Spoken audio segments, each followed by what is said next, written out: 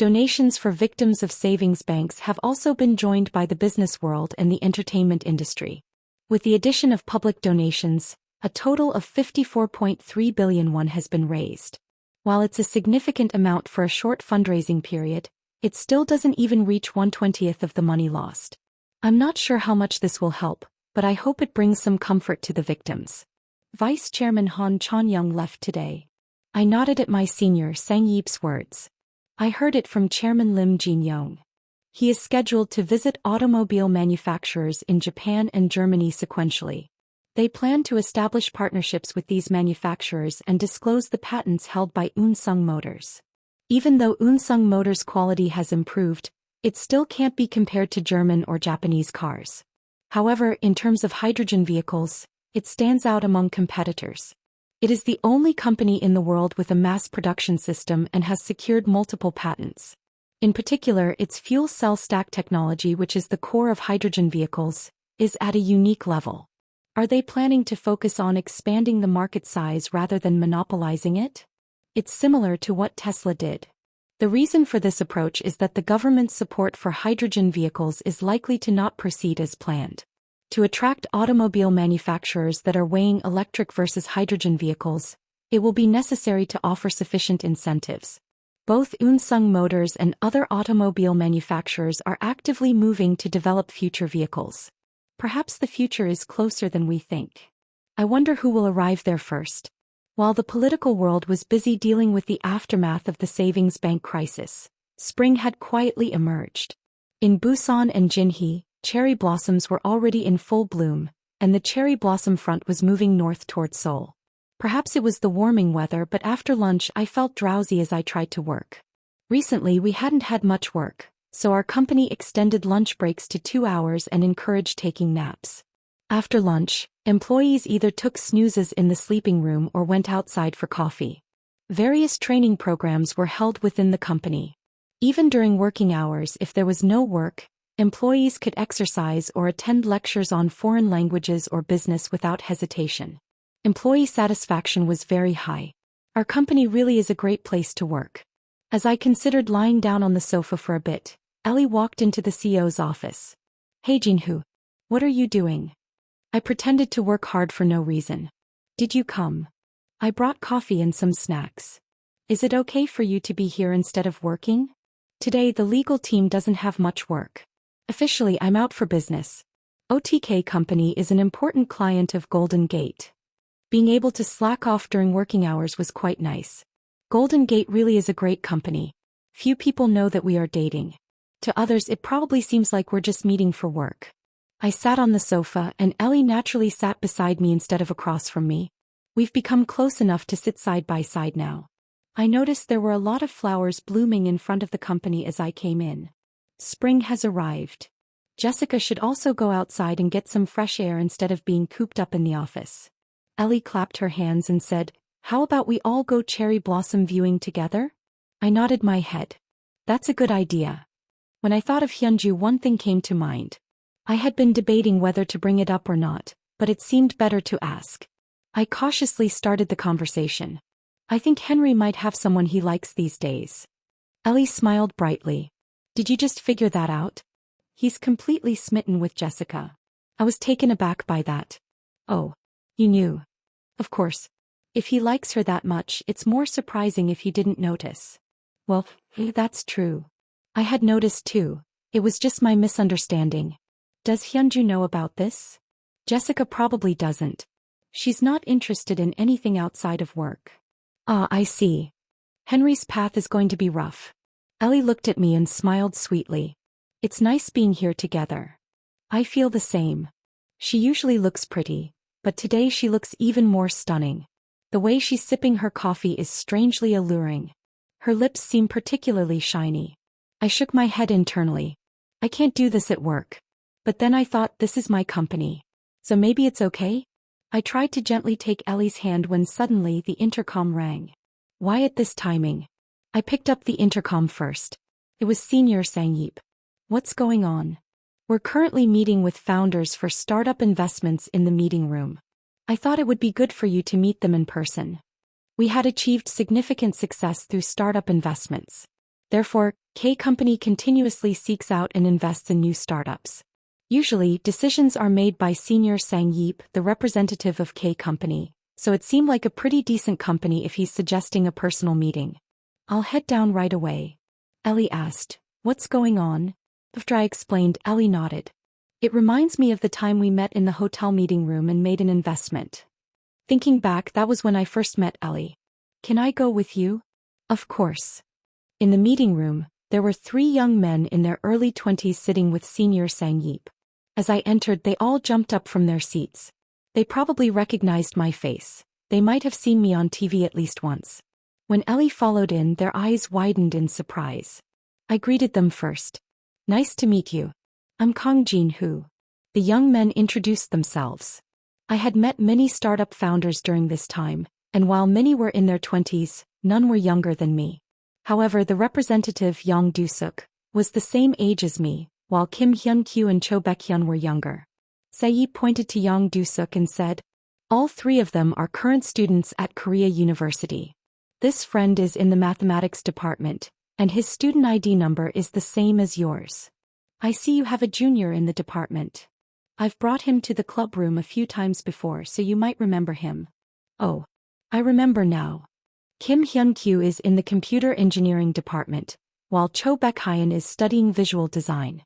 They got to know each other in the school's startup club, and now they are gathered in Yang Du-suk's bachelor pad, spending time together, not exactly a retreat. Cho Baek-hyun said, somewhat overwhelmed, "I often hear stories about you seniors at school. It's an honor to meet you like this." After the introductions, Yang Du-suk began to speak in earnest. "I'm currently developing an app called Fly Riding, and we're in the testing phase." "What kind of app is it?" "It's an on-demand ride-sharing service. You can think of it as being similar to Uber." Uber is known as the largest and most famous ride-sharing service provider in the world, valued at $80 billion despite being a private company. The platform connects passengers with drivers who have registered their vehicles, allowing consumers to use it as easily as a taxi service. Essentially, if a person has a car, they can operate as a taxi driver. However, it's illegal to transport passengers for profit using a private vehicle in South Korea. It's fine to give someone a ride, but charging for it makes it illegal. Not only is profit transport prohibited, but even brokerages are banned. Because of this, Uber faced legal controversies and subsequently exited the Korean market. In contrast, it operates successfully in most countries including the US and Europe. Yang Du-suk nodded as if he understood the implications. There is one exception though. That is carpooling during commuting hours. To reduce traffic congestion and fuel consumption during rush hours, the government made an exception for paid transport during commutes. However, the interpretation of commuting times can vary. When the law was created, companies generally had a set commuting schedule. However, with the introduction of flexible working hours and industry-specific conditions, some people now start work in the evening or finish during lunch. If we broadly define commuting times, it becomes possible to provide ride-sharing services under the name of carpooling. After hearing the explanation, I nodded. That's a good idea. Who came up with it? Kim Hyun-kyu and Cho Baek-hyun looked at Yang Du-suk, but he wore an awkward expression. Actually, I wasn't the one who initially thought of the service. Oh really? Samsung Cars developed it first and even conducted a beta service. The concept of sharing economy gained traction after the financial crisis. The value of a product comes from its use rather than ownership. Cars are meant to drive on roads, not just to occupy parking spaces. Yet, in reality, cars are driven for less than an hour in a 24-hour day.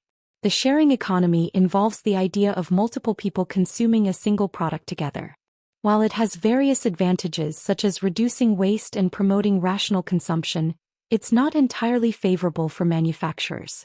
In the past, manufacturers sold multiple cars to many people, but now, a single car is shared among several individuals through a sharing economy system. As vehicle sharing services have developed, car sales have gradually slowed. The immediate decrease in sales is concerning, but the greater issue is the potential for this trend to persist. Consequently, automakers are exploring various methods to find a breakthrough. Entering the sharing service market using their own vehicles is one approach. Hence, Samsung Cars has been actively investing in rental and car-sharing companies. But why hasn't it been launched yet? The taxi industry has protested. The advancement of new industries inevitably causes conflicts with existing ones. Cars have replaced horse-drawn carriages, digital cameras have overtaken film cameras, and smartphones have pushed out feature phones. The recent emergence of the sharing economy follows this pattern as well. Airbnb, which shares vacant homes, clashes with traditional accommodations like hotels, while ride-sharing services like Uber conflict with the taxi industry. When Uber entered the domestic market, the taxi industry strongly objected. Politicians, mindful of public sentiment, accepted the taxi industry's concerns and actively enforced regulations, leading to Uber's withdrawal from the Korean market, effectively a forced exit. Unsung holds over 70% market share in the domestic market, with its taxi share nearing 80%. The taxi industry was resistant to new competition in an already saturated market. They threatened to boycott if carpool services continued, exerting pressure that forced Unsung to suspend its service just before launch. The potential profits from the service couldn't outweigh the losses from taxi industry backlash. However, ride-sharing is a global trend. In the US, besides Uber, there's Lyft. In China, there's Didi Chuxing. And in Southeast Asia, Grab has dominated the market. Foreign countries also face similar taxi industry backlash and turmoil. Is there really not a law in other countries prohibiting passenger transport for profit? Despite various controversies, services remain unimpeded due to the substantial benefits returned to consumers. In contrast, Korea has deemed ride-sharing illegal and fully banned it. Yet the taxi industry hasn't innovated to adapt to changing times. They continue operating as they have always done. While the streets are filled with taxis, there's a war every weekend evening in Gangnam to hail one. Practices like refusing long-distance passengers persist. Consumers likely wish for Uber's allowance to increase their options, yet the government remains attentive to the taxi industry's demands. Large corporations hesitated to act due to ties to established industries, whereas we enjoy greater freedom due to less connection to these traditional sectors. I've pondered this. Transporting passengers for money in one's own car is illegal, yet renting a car is legal. What happens when autonomous driving technology advances to make driverless cars a reality? Autonomous driving will reshape not only automakers but also taxis, rental cars, and transportation network services, altering the landscape of all automotive-related industries. Certainly, some may resist these changes, but the flow of progress is unstoppable. I looked at Senior Sangyob. Investing would be a good idea. Sangyob Senior smiled as if he expected that. I told you it would be fine. At my words, the expressions of the young entrepreneurs brightened. Thank you. We will do our best. I said to Sangyob Senior, you decide after discussing the details. Got it. I'll take my leave first. I left the meeting room with Ellie and stepped into the elevator. Seeing my expression, Ellie asked, what's wrong? I just think it's amazing. Back when I was in school, I could only think about getting a job.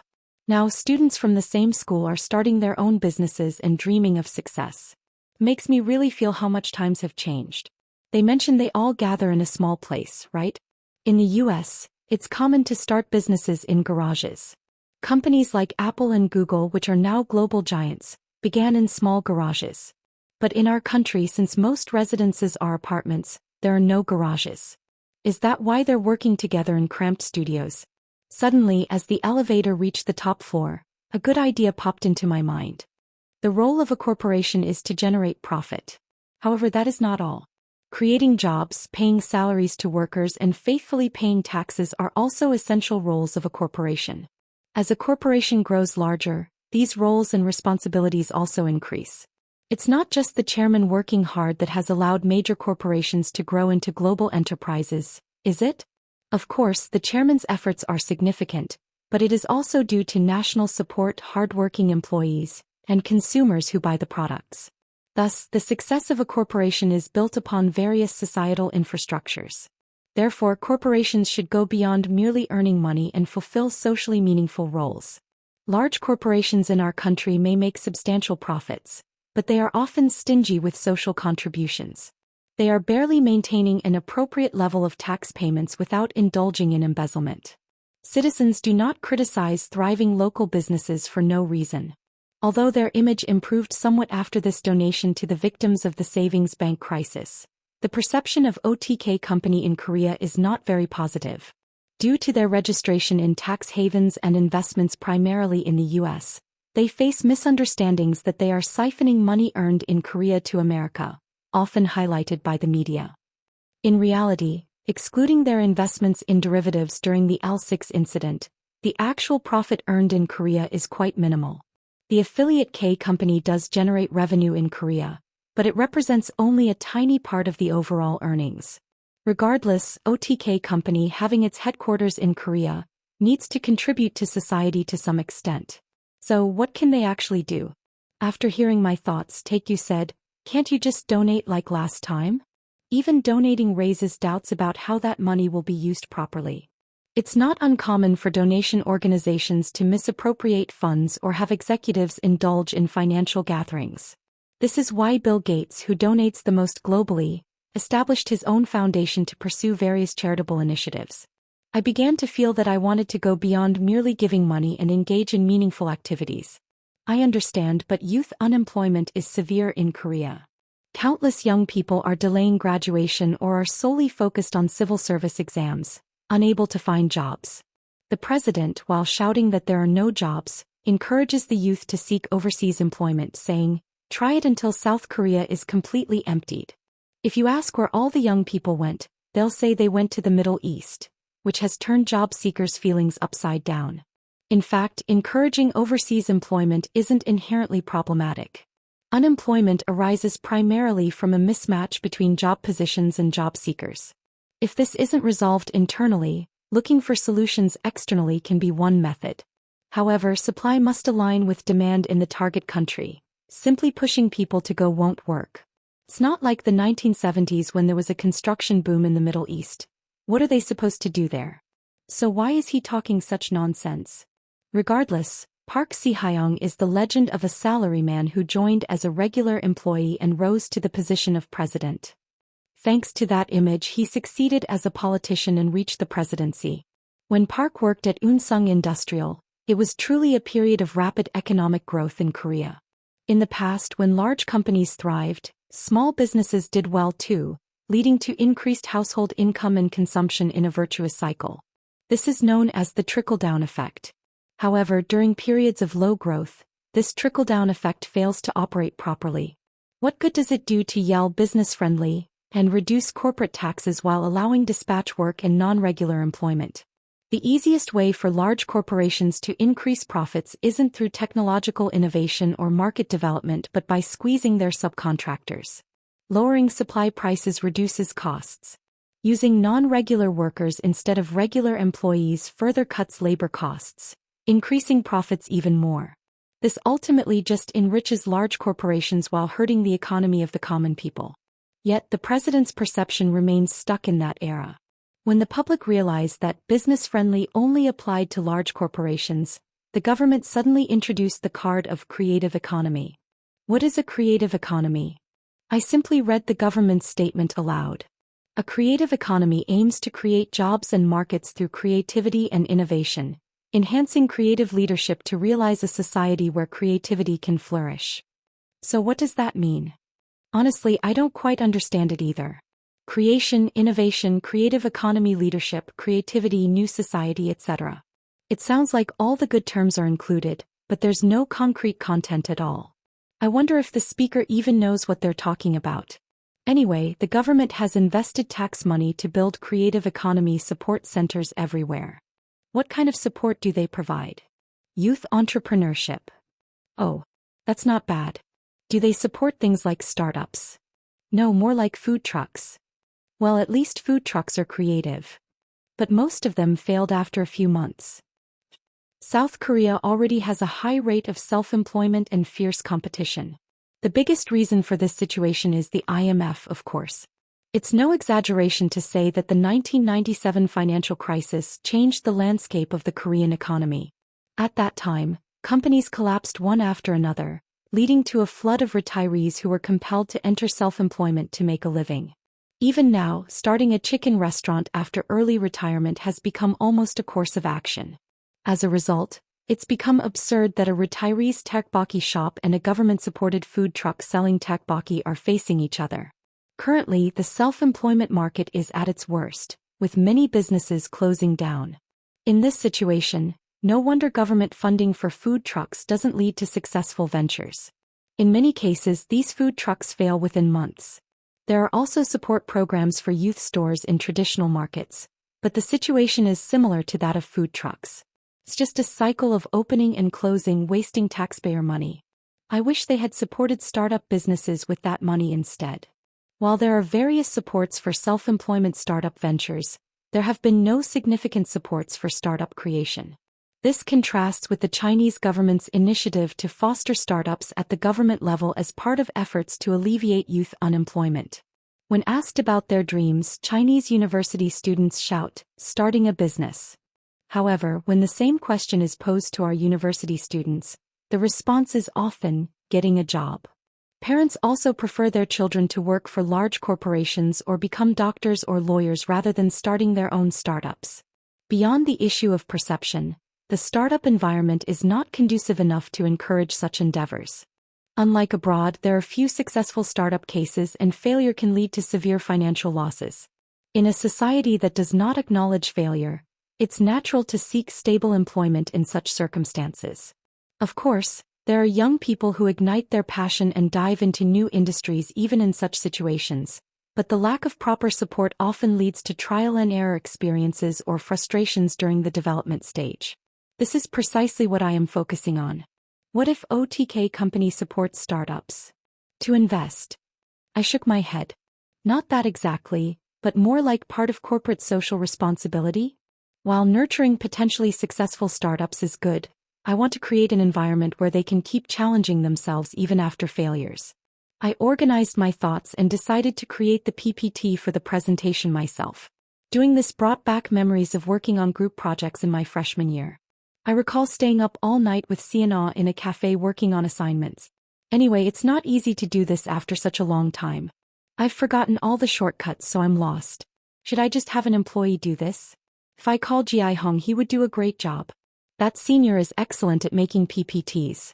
As I struggled in front of the computer, Take Yu, who was watching, said, "If you don't know, why not call Bill Gates and ask? He might pick up if you call." Surely not. I gathered team leaders and higher-ups for a meeting. Everyone gathered in the conference room, and Take Yu and Senior Sang Yip also took their seats. The reason for calling you here is to discuss that it seems OTK company should start engaging in social contribution activities. I began. I started the PPT presentation. On the screen, statistics showed the startup status in the US, China, and South Korea. The comparison was quite embarrassing. What do you think is the current issue with South Korean startups? Opinions varied. Small domestic market, government support, negative perception, lack of managerial capabilities, saturated red ocean markets, etc. Senior Sang Yip spoke up. Isn't regulation the biggest problem? Most new industries are illegal due to various regulations. Is it any wonder that statistics show 75% of the world's top 100 startups are illegal in Korea? If carpooling starts being implemented properly, the taxi industry will rise up against it. At least there are related regulations, so that's fortunate, I replied.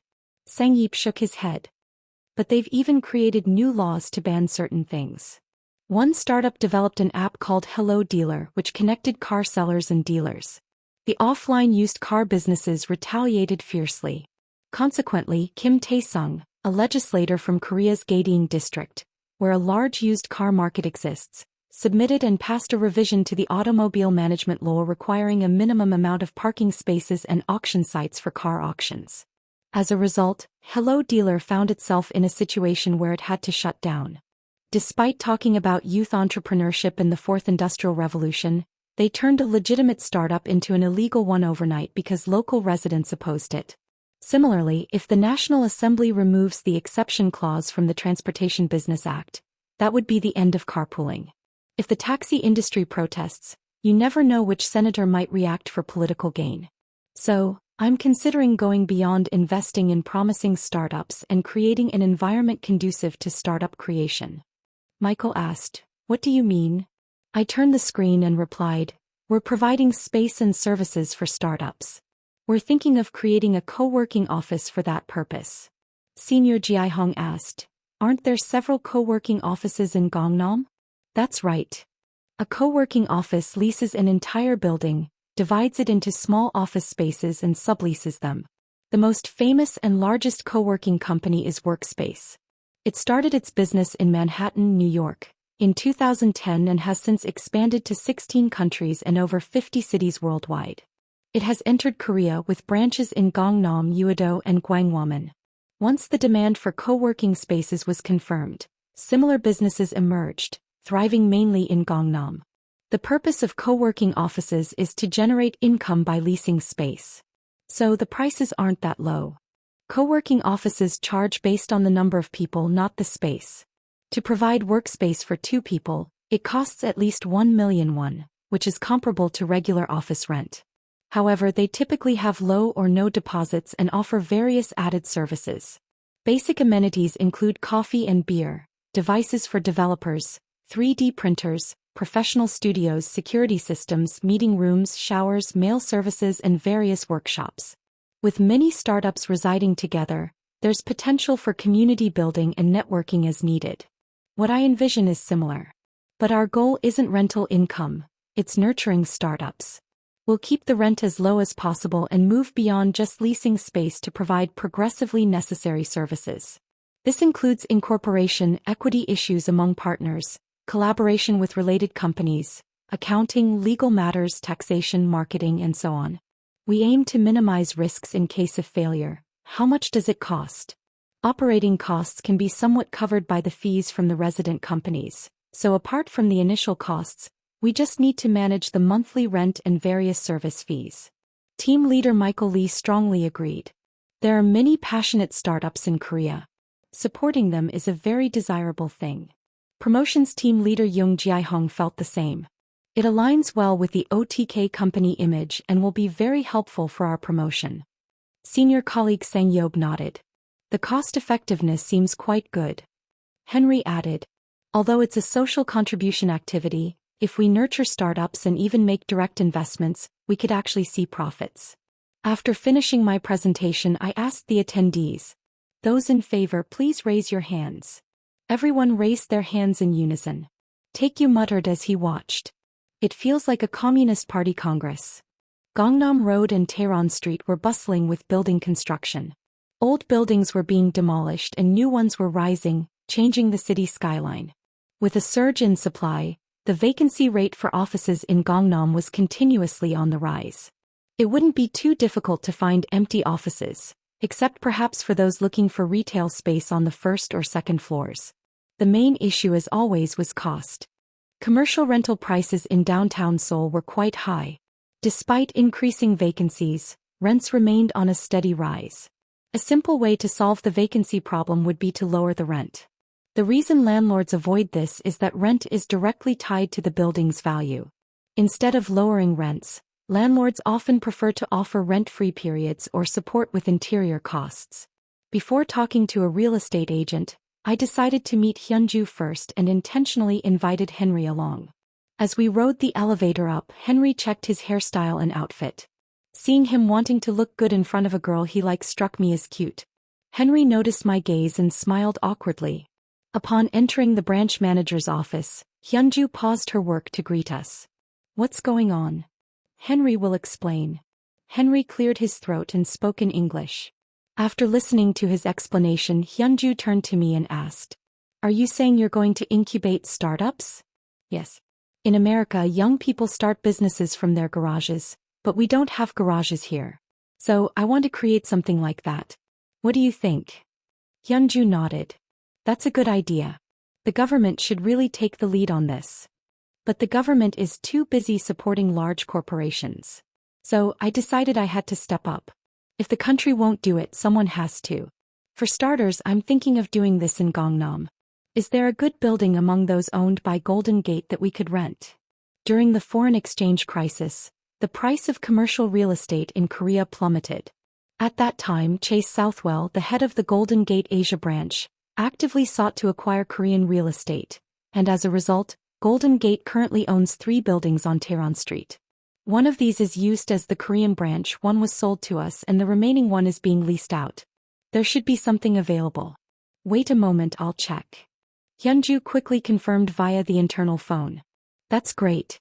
6 floors are completely vacant. I was taken aback. Why are there so many vacancies?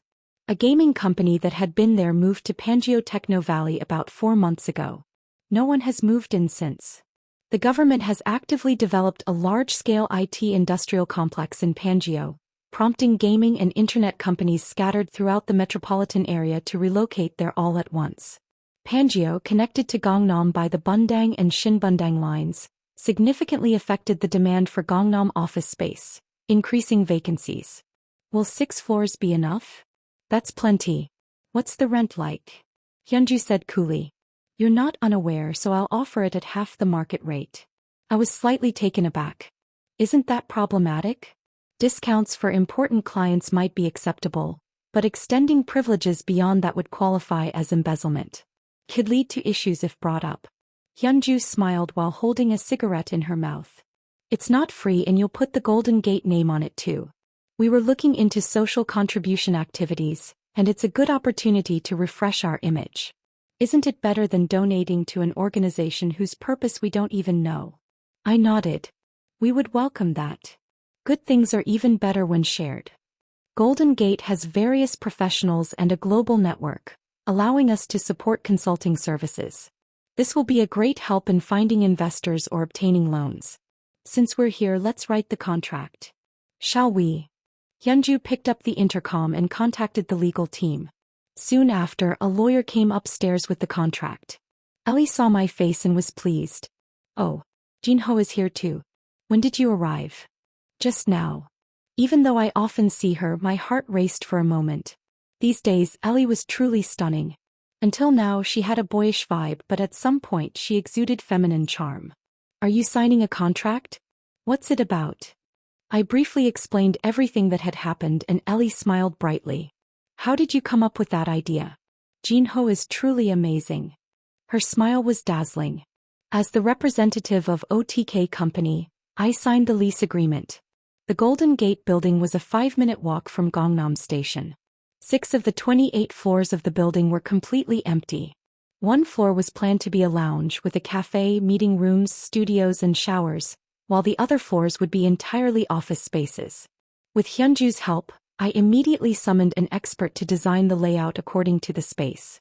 Typically, individual offices are designed to minimize overlap in movement. However, for startups, interaction and collaboration are essential, so I intentionally designed the layout to allow for some overlap. The offices were varied, accommodating from 1 to 10 people, with some being modular, allowing for adjustments in size as needed. We all toured the interior of the building. It was much larger than I had anticipated. Since most of the shared space would be in the lounge, I thought we could probably create at least 20 offices on one floor. Hyunju asked, "Are you sure we can fill this place up?" "Well, I suppose we can take our time to fill it," I replied. Even as I said that, anxiety surfaced. It felt like I had taken on too much from the get-go. Perhaps I should have only leased 3 floors initially? Ellie smiled and said, "It will work out, so don't worry. But what will you name it?" I'm not sure. Now that I thought about it, I hadn't considered a name. Take, you suggested. Since OTK Company and Golden Gate are together, how about OTK Gate? Oh, that sounds good. Ellie kept muttering OTK Gate, seemingly pleased with it. Wouldn't people start calling it Otaku Gate? However, since I couldn't think of a better name, we decided to stick with it. As the construction began, we released promotional materials and sent official letters to various universities to recruit startups interested in leasing space. First of all, I plan to decide on admission after a strict review. I hope there will be many applicants. What if no one wants to join after we've built this? It didn't take long for me to realize that this concern was unnecessary. OTK Company engages in social contribution activities. OTK Company partners with Golden Gate to support startups. OTK Company, Golden Gate launch co-working space for startups. Is a new opportunity opening for South Korean startups at OTK Gate. OTK Gate sounds like entering a world of otaku. Aren't they only accepting gaming and anime companies? They say the price for a two-person office is 200,000 won. Wow. That's almost one-fifth compared to other places. It's even cheaper. Plus, OTK Company and Golden Gate are providing consulting services. I'm quitting job hunting to start a business. I love OTK Company. Loyalty, loyalty, loyalty. The review process seems tough. I sent my application today. Please let me pass. Applications flooded in from various universities, including Korea University, top universities in Seoul, KAIST and Pohang University of Science and Technology. Startups already in existing co-working spaces showed keen interest due to the affordable rent and prime location. The competition quickly rose to over 10:1. It seemed that the review and interviews would take more than a month. We couldn't manage it alone, so the Golden Gate staff stepped in. The first selected startup was full riding. As I went down to the underground parking lot with Taekyu, I saw Senior Sang Yeep driving out in a McLaren. Where are you going? Going on a date. I was taken aback by that remark. Did you get a girlfriend, Senior? Senior Sang Yeep awkwardly laughed. Not yet, just met a few times after being introduced. No wonder he's been leaving work on time lately. Even if he's busy, he manages to do everything. Well, as Taekyu said, just because others are busy doesn't mean they can't date. It makes sense to date when the time is right. Have a good date. Yeah. If it goes well, I'll introduce her later. I thought about Senior Sang Yeep as he drove away. Spring really is here. We drove home. Every time I enter the house, I feel how spacious it is. I never expected to live in such a big house. For reference, the previous owner of this house is currently in a detention center. They seem to be holding on to a slim hope for probation while waiting for their appeal trial. What should we do for dinner? Let's just order something. I'm too lazy to move. I'm ordering pizza. Sounds good. I didn't even change my clothes and lay down on the sofa to turn on the TV. The recent topic was the massive tax cut in the US, which is closely related to us. Coincidentally, CNN was in the midst of a heated debate about the tax cuts. Proponents and opponents were exchanging sharp remarks. The act of raising one's voice during a discussion is similar in both the US and our country. The economics professor on the pro side brought up the Laffer curve, arguing that tax cuts would grow the US economy. What's the Laffer curve? Does it have anything to do with Eminem? No, not at all. Why is Eminem mentioned here? It's not rapper, but Laffer. It's a theory created by American economist Arthur Laffer. Simply put, as tax rates increase, tax revenue grows, but beyond an optimal point, the incentive to work declines, causing tax revenues to drop. It's called the Laffer curve, because the graph forms a parabola. It's often used to advocate tax cuts. The idea is that lowering taxes will boost work and investment enthusiasm, which will ultimately increase tax revenues. However, the Laffer curve is highly controversial. While it's hard to deny the concept, opinions vary widely on the optimal tax rate. Surprisingly, high tax rates don't necessarily reduce work motivation, and cutting taxes doesn't always lead to significant increases in investment. In other words, tax cuts don't automatically result in economic stimulation. The Democratic Party has consistently opposed Ronald's policies, but this time they didn't strongly resist. Why aren't they opposing it? Because the Democrats receive political funding from large corporations as well.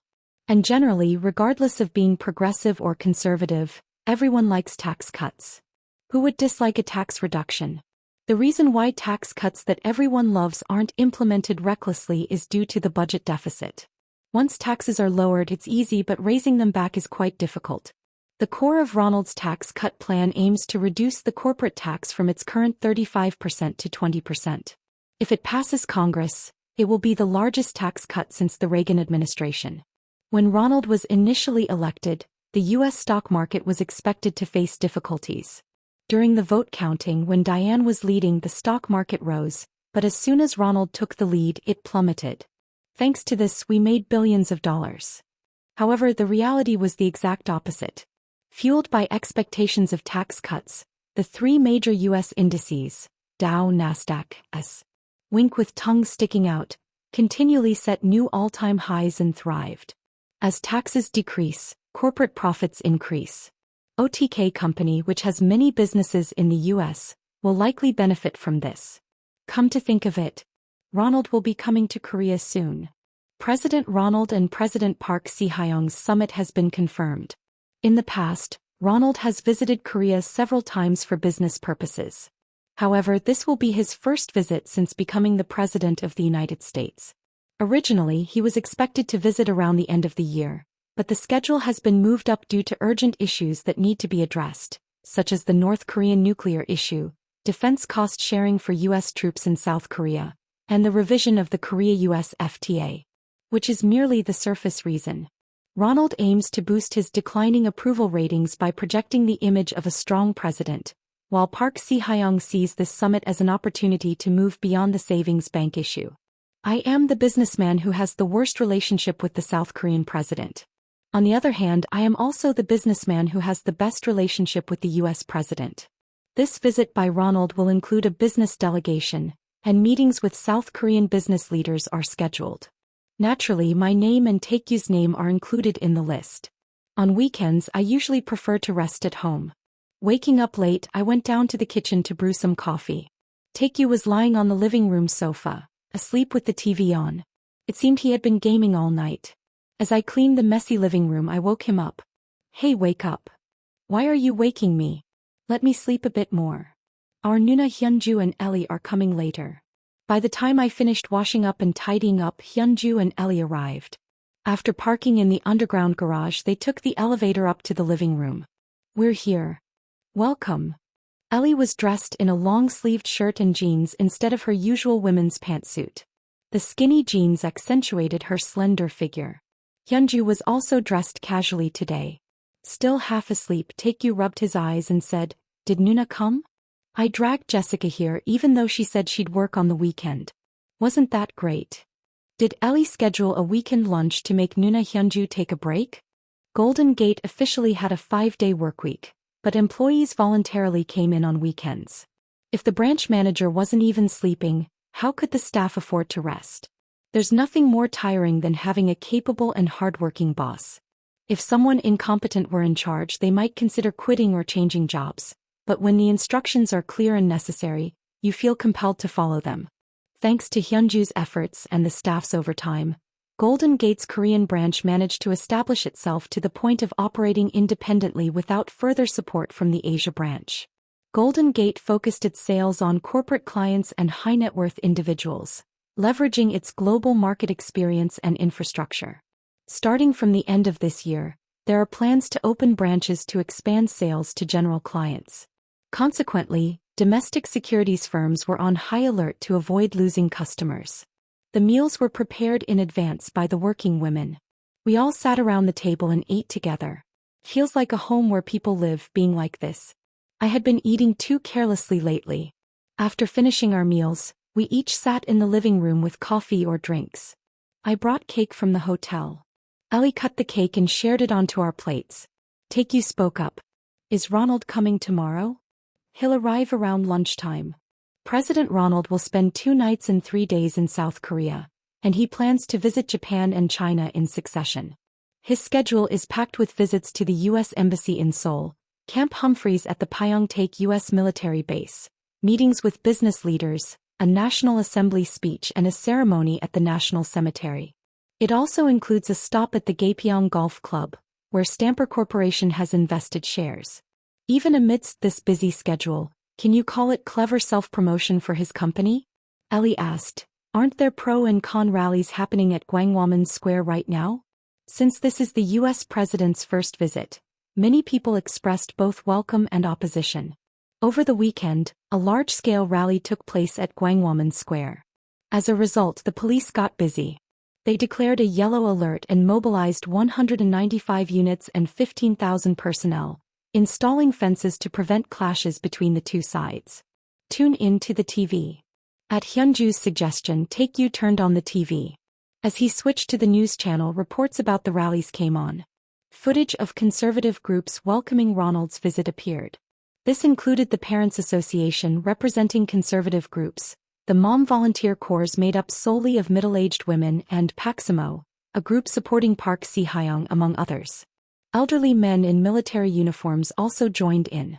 An elderly man wearing a Marine Corps 8-pointed hat and dark sunglasses vigorously waved a Korean flag. Ellie asked curiously, "Who are those people?" "They say it's an organization formed mainly by veterans of the Korean War called the Veterans Association for National Salvation." "I see. They are remarkable people." After nodding, Ellie raised a question shortly after. "But don't they all seem excessively young for that?" "That's true. Most of the members are in their 70s with a few in their 80s at most. Did they really fight when they were just a year or two old?" On the podium, representatives from each organization came out to speak. The square was filled with fluttering taegukgi, Korean flags. Alongside the American flag and various banners were displayed. "Welcome to President Ronald Stamper's visit." "Welcome, Mr. President." "President Ronald. We love you." "Love you, Sich. Long live the Korea-US alliance. Old soldiers never die. Our citizens love the American president this much. I wonder how happy Ronald, who receives criticism every day in America, would be seeing this. It's a great thing to warmly welcome the president of an allied nation." During an interview, one participant, overcome with emotion, teared up, saying, "President Ronald will take care of everything. There's hope, right?" "Hope. I'm not sure what he's going to do, though." Hyunju pointed at the screen. "The spelling is wrong." "What?" Looking closely, it's not never die, but never die. What does that mean? The whole world might be watching. Why hasn't anyone pointed this out? It wasn't just a welcoming rally. Progressive organizations also gathered to hold protests against Ronald. Warmonger Ronald, step down. Peace on the Korean Peninsula. Lift sanctions against North Korea. Abolish racist policies and anti-immigration policies. Some engaged in radical performances, tearing or burning the American flag, while others attempted to storm the U.S. Embassy but were stopped by the police. Why are they acting like this? Even if there are Americans who dislike Ronald, I doubt they would view such actions favorably. "I'm glad Ellie isn't American." In response, Ellie shook her head.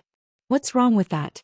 In a democratic country, it's natural to express diverse voices." "That's true. For every supporter there will be opponents." Seeing the country this riled up over the U.S. president's visit. "Does that mean Ronald is quite divisive?" Taekyu chimed in. "In the U.S., isn't it just dislike?" "That's certainly the case. President Ronald Stamper of the United States arrived in Korea on a private jet. Given that this is the first visit of a president from the closest ally, he was welcomed as a distinguished guest in Korea. President Park Si-hyung personally went to the airport to greet him. This isn't their first meeting. When Ronald was still the president-elect, Park rushed to the U.S. for a brief meeting. Since no one expected him to actually be elected, there was no one in the diplomatic circles familiar with Ronald. They even had to scramble to find relevant contacts. Naturally, everyone believed it would be Diane and were only in contact with that side, which was similar across other countries. Immediately upon taking office, Ronald pressured Korea over trade deficits and defense cost-sharing, which became a significant burden for Park. Regardless of their thoughts, the two leaders warmly shook hands. Ronald suddenly pulled Park's hand tightly, almost causing him to stumble, and Ronald laughed while placing a hand on his shoulder. Though it was a diplomatic faux pas, Park managed only an awkward smile without voicing any protest. The two leaders walked amicably down the red carpet for all to see. They then proceeded directly to the Blue House for an official welcome ceremony. Hundreds of soldiers from the Army, Navy, and Air Force were lined up, and official events such as the playing of their national anthems and a military salute were conducted. During the subsequent state dinner, Park opened the conversation by mentioning their common background as businessmen, to which Ronald replied that he was well aware of this fact. Korean media focused intensely on Ronald's visit, keeping a close watch on the future of Korea-US relations. After finishing work and resting at home, I received a phone call. After confirming the time and place, I hung up and immediately drove to the Grand Palace Hotel in Namsan. Unlike usual, security was tight right from the parking lot. It was the same when I took the elevator. Following the security guard's guidance, I went up to the 20th floor. On the 20th floor, American security personnel in suits were lined up in the hallway. As expected, a thorough body search was standard procedure. After undergoing a complete body check and handing over my phone, I was allowed inside. The room was over 100 pyeong in size, and the view of Namsan was breathtaking. As I passed through the living room and entered the study, Ronald greeted me warmly. "It's been a while, Mr. Kong. Is this the first time since the inauguration ceremony?" "Thank you for coming to Korea, Mr. President." Ronald gripped my hand tightly, almost painfully, and patted my shoulder vigorously. "I've been hearing updates about you. Seems like things are still rocky with the Korean president." I gave a strained smile. "I want to get along, but it's not easy. If they would just refrain from provoking me, there wouldn't be any issues. Nevertheless, reconciliation seems difficult moving forward. Please have a seat." Ronald sat on the sofa and instructed the security personnel. "Leave us." When the guards hesitated, Ronald jokingly added, "Why? Do you think I would lose if I fought this guy?" "Understood." The security personnel left the living room, leaving just the two of us in the study. The person in front of me right now is the most powerful person in the world. How many can say they've met the President of the United States one-on-one? Thinking about it, simply being here together is an incredible privilege. Perhaps due to his busy schedule and time zone differences, Ronald looked fatigued. He's already in his 70s. If he were anyone else, he'd have retired long ago and be enjoying time with his grandchildren. "You look tired," I said. Ronald sighed and replied, "Politics isn't easy. If I hadn't become president, I would be lying comfortably in my penthouse right now." "You still need to run for re-election," I responded casually. I was just making conversation. Since Bill Clinton, every U.S. president has succeeded in getting re-elected. However, given Ronald's current approval ratings, there's talk about how finishing his remaining term would be a success, let alone being re-elected. "What do you need me for?" asked Ronald, lifting a glass from his desk. "I called you because drinking alone feels lonely and I needed a drinking buddy. Is that all right? I thought there might be something important to discuss. Of course, good drinks are better enjoyed together." "Haha, this friend knows a thing or two." Ronald poured bourbon whiskey into a glass and passed it to me. We clinked our glasses lightly. After a moment, he leaned back in his chair and murmured, "I've always played winning games. I thought even failure was just part of the process toward success." Ronald's greatest strength is his lack of fear toward new challenges. When starting something new, various distractions will inevitably arise. However, once he decides on a course of action, he pushes through with the drive until the end. Despite any difficulties that arose during the process, he overcame them without hesitation or faltering. Perhaps it is because of his positive and proactive personality that he is in this position today. When I decided to run for president, people thought it was just a stunt to gain fame. This was the same even after becoming the Republican candidate. Nobody believed I would actually become president, not even those working on my campaign. I took a sip of my drink. After all, I was trailing significantly in the polls. Ronald pointed at me. "But you were different." "What do you mean?" "You acted as if you were certain I would become president." I nodded. I truly believed that. Ronald became the president by winning in the Rust Belt. Underpinning that victory was the investment from OTK Company. I helped Ronald because I believed it would benefit us for him to become president. But was that all? I recalled the elderly woman I met during the inauguration. What if she had become president? Diane belonged to the Democratic mainstream and had been nominated as the successor to the former president. With her political pedigree and extensive experience gained from serving as both a senator and Secretary of State, she had substantial governance experience. As both houses were controlled by the Democrats, she would have likely inherited the previous administration's policies without much controversy. However, everything changed when Ronald became president. If I hadn't had the foresight and therefore hadn't supported Ronald, the current president of the United States would have been Diane Underwood, not Ronald Stamper. So why did I see Ronald instead of Diane in my vision? And how will that influence the future ahead? I've had this question for a long time. What is the true nature of this ability? And why did I gain such an ability? I still have not found the answer to that. Thanks to Oracle, I was able to save my life and make money. Therefore, I believed that Oracle would lead me to the right future. So what about Ronald? Would it truly be better for the future if Ronald, not Diane, became president? Ronald raised his glass and said, "I love America more than anyone else. America is the land of opportunities." Like most Americans, he was a descendant of immigrants. His grandfather, William Stamper, came to the Americas from Ireland, and his grandmother from Scotland. William Stamper made a fortune in real estate, passing the business down to his son, and that son passed it again to his own son. Both Ronald and Park Si-hyung are presidents with entrepreneurial backgrounds, but there is a significant difference. Park Si-hyung was a salaried boss, while Ronald is a CEO and owner running a company named after himself. Unlike Park Si-hyung, who started from scratch, Ronald's success was backed by his privileged upbringing.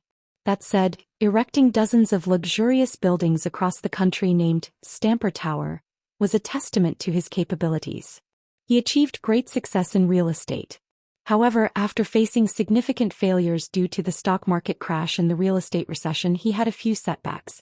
However, as the recession ended and a boom began, the real estate market rebounded and Stamper Corporation grew rapidly. He was skilled in show business. He knew better than anyone how to appeal to the public and attract their interest. In the 2000s, he entered the broadcasting industry and created The Ronald Show, named after himself. Despite various concerns, the TV program featuring Ronald garnered over 20 million viewers, becoming a massive hit. Other ventures also flourished. Thanks to his fame, the real estate business thrived, and he continued to expand into new areas using the Stamper brand. He did not stop there but plunged into politics.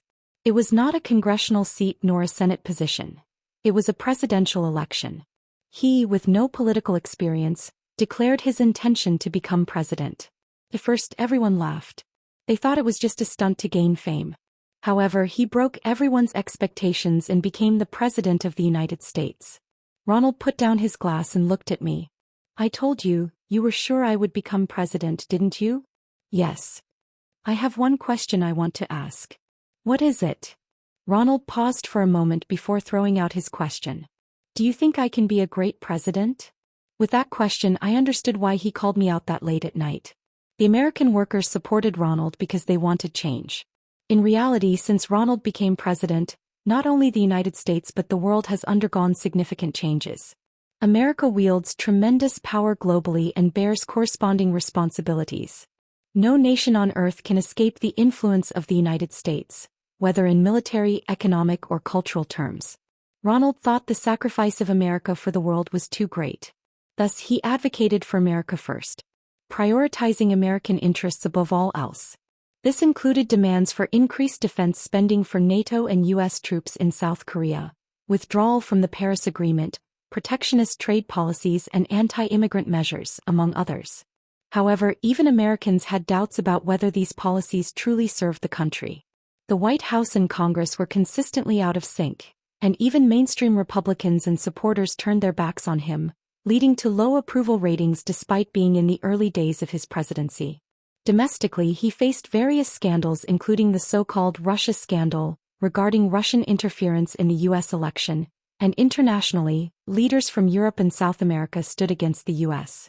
It was indeed a situation filled with enemies. Like in business, he pushed passionately and combatively, but controversies kept erupting and things were not progressing properly. No matter how you look at Ronald, he can't help but feel exhausted. Given his age, his stamina is not what it used to be.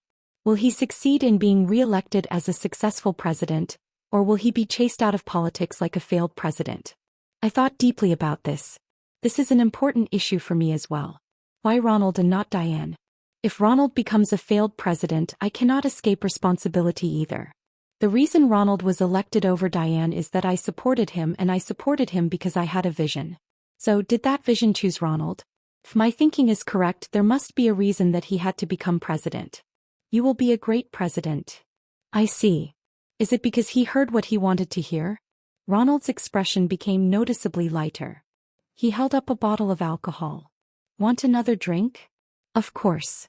The Korea-US summit was a significant issue both domestically and internationally. Despite Park Si-hyung's efforts, Ronald clearly stated his intentions regarding the increase in the cost of U.S. troops stationed in Korea and the revision of the Korea-US FTA. This included sensitive issues like the designation of Korea as a currency manipulation monitoring country. From our country's perspective, these are all unwelcome matters. Even conservative media outlets published articles declaring it a diplomatic failure for the Park Si-hyung administration. President Ronald's final schedule included a visit to the National Cemetery. Prior to that, A breakfast meeting with Korean business leaders was planned at the Grand Palace Hotel's Diamond Hall. Taekyu shook his head and said, "I'm not going." "Why not?" "They say the press will be there, right? I don't want my face out there." While my face was already well known through press conferences, Taekyu's face was hardly recognized. He even earned the nickname, the reclusive otaku. I'm not sure how this differs from being a hikikomori. Regardless, even the best event is pointless if someone doesn't want to go. I respected Taekyu's wishes and notified Ronald's side in advance about his absence, seeking their understanding. Early in the morning, cars carrying the executives headed towards Namsan one after another. The area around the hall was tightly guarded by security personnel. A security check similar to those at the airport was conducted. No attendee, including reporters, was exempt. After going through the check, I entered the hall. While talking to someone, Chairman Im Jin-young noticed me and approached quickly. "It's been a while, Junior." "Nice to see you, Senior." I exchanged greetings with him. Chairman Im introduced the person next to him. "This is Vice Chairman Jin Dong-min from the retail group." Then the man who was just talking to Chairman Im greeted me. "Nice to meet you. I'm Jin Dong-min." "Hello. I'm Kang Jin-hoo." He appeared to be in his late 40s, but he was actually in his early 60s. Perhaps due to his roots as a Korean resident in Japan, his pronunciation was a bit awkward. After Chairman Jin Kyung-ho collapsed from a stroke, his older brother Jin Dong-soo and younger brother Jin Dong-min disputed the management rights of the retail group. Ultimately, at the interim shareholders meeting, Jin Dong-min, leading Korean retail, emerged victorious and took control of the group. With Chairman Jin Kyung-ho's return to management being impossible, despite the title of vice chairman, he was practically equivalent to the chairman. As a side note, the retail group is known to have a close relationship with President Park Si-hyung, particularly alongside the Unsung Motor Group. This connection allowed them to receive various privileges, including duty-free shop licenses and large shopping mall constructions. Inside the hall, dozens of people had already gathered. Most were elderly and even the younger attendees were over their 40s. Chairman Im Jin-young was among the youngest there. Unsurprisingly, I was the only one in my 20s. An elderly man with completely white hair and distinct wrinkles on his forehead approached me. "It's a pleasure to meet OTK Company representative Kang Jin-hoo here. I'm Han Min-gu." I had seen him many times on TV, but this was my first time meeting him in person. The old man is the chairman leading Unsung Group, the second largest conglomerate. I grasped the hand he extended. "I am Kang Jin-ho." Chairman Han Min-gu burst into laughter. We've had various connections over the years and it's finally great to meet you." "More than connections, it feels like a wretched fate." I smiled and replied, "Indeed. I've really wanted to meet you at least once." Chairman Han looked at me with a curious gaze. He wasn't very large in stature, but for some reason I felt a strong sense of pressure from him. He is a living witness to the history of the Korean economy. His accumulated experience, know-how, connections across various sectors, and social influence are beyond my comparison. After greeting, I found my prearranged seat. The president is entering. Everyone sitting in the hall stood up in unison. Then President Ronald made his appearance. Ronald shook hands and exchanged greetings with each of the corporate chairmen. Among them was someone he had met during his business days. Back then it might have been a meeting of business leaders, but now it's a meeting between the president and a businessman. Finally, it was my turn. The meeting the other day was held in secret, so officially this is our first meeting after his inauguration. "It's great to see you again, Mr. President. I'm Kang Jin-ho from OTK Company." "Hello. My friend." Ronald took my hand and pulled me in for a hug, expressing a strong sense of intimacy. "This is how close I am to the President of the United States. I hope conservative groups will tone down their protests in front of the OTK Company headquarters after seeing this. Why do they protest so frequently without permission?" After the greetings concluded, everyone took their seats. Ronald put on earplugs and held the microphone in his hand. When he spoke, simultaneous interpretation was conveyed through the earplugs. Those who weren't proficient in English wore earplugs, while the rest simply listened. Ronald began softly.